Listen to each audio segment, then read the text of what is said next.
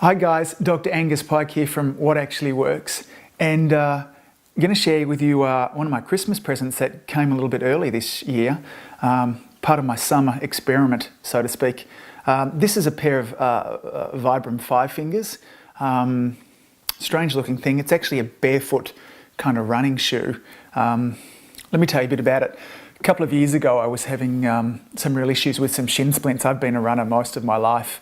And then out of the blue started to get this kind of really cranky shin splints, and tried lots and lots of different pairs of running shoes at the time and probably spent literally thousands of dollars, and nothing would really make all that much of a difference.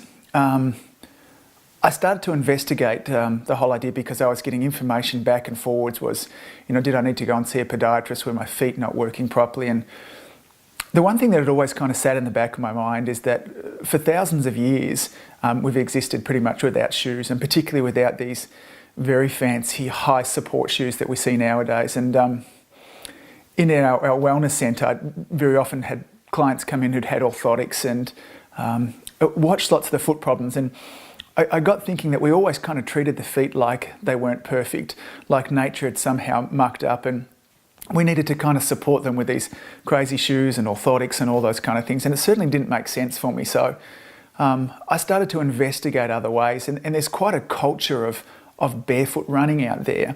And when you think about it, for thousands of years, that's exactly kind of what we've done. We've existed in bare feet. And there are cultures right throughout hunter-gatherer cultures who've had bare feet all their life. They've walked on hard grounds, rocky grounds. Their feet have survived. But not only have they survived, but their feet have thrived.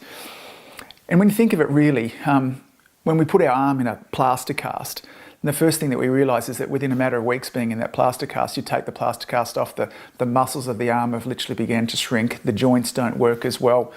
The same thing to a certain extent happens when we squash our feet inside of shoes. And for those of you that are women that are watching this, then you squash your feet into, high-heeled shoes. And the long and short of it is that many of the shoes that we do nowadays, what they actually do is they decrease the motion of the foot. And when you decrease the motion of the foot, then you weaken the joints and you weaken the muscles.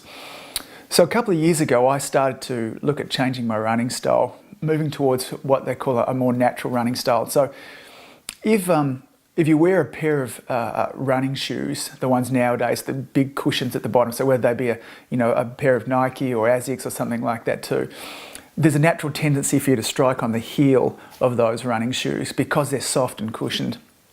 If I were to get you into some bare feet and tell you to kind of run down the hallway or up to the corner of your block, then you might run on your heel just once. It would hurt a lot if you ran on the heel of your foot when you had a bare foot. So what you naturally tend to do, and when you watch children do, particularly when they're in bare feet, is we run more on the middle of our foot or right up on towards the toes.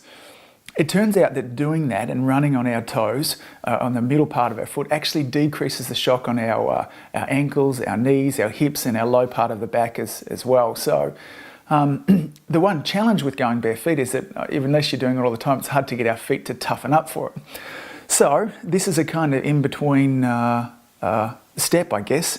So it's very thin on the top. It's got the kind of toes through here as well. And a very hard wearing but thin kind of outsole on here that does protect the foot from anything sharp, but still allows that very natural motion from there as well. So I've been walking around in these and have had a couple of runs in them. I've got to say that they just feel outstanding. The one challenge is that when you start to run in these, is it does change the movement of your ankle a little bit from there as well, and puts a little bit more strain through your calves. So I've had some really cranky calves for the first week of wearing these too. But there are people that are running marathons in these. There are people running, ultra marathons in them as well. So this is going to be part of my summer experiment. So if you wanted to find out more information about barefoot running, even if you just went straight to YouTube and typed in barefoot running, then you'll find some great clips on there too. As a side note, for those of you that have feet problem, which is more and more all the time, I see clients coming with feet problem from there too. Time in bare feet is fantastic. I look after lots of people and have looked after lots of people with plantar fasciitis, real tightness through the arch and the bottom of the foot there too.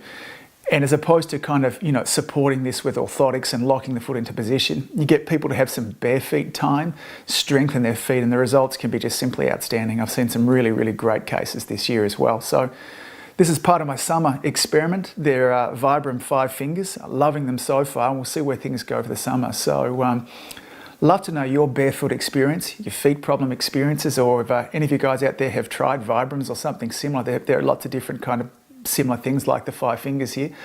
Love to hear from you, so please comment down below. So again, this has been Dr. Angus Pike, helping people to get well and stay well.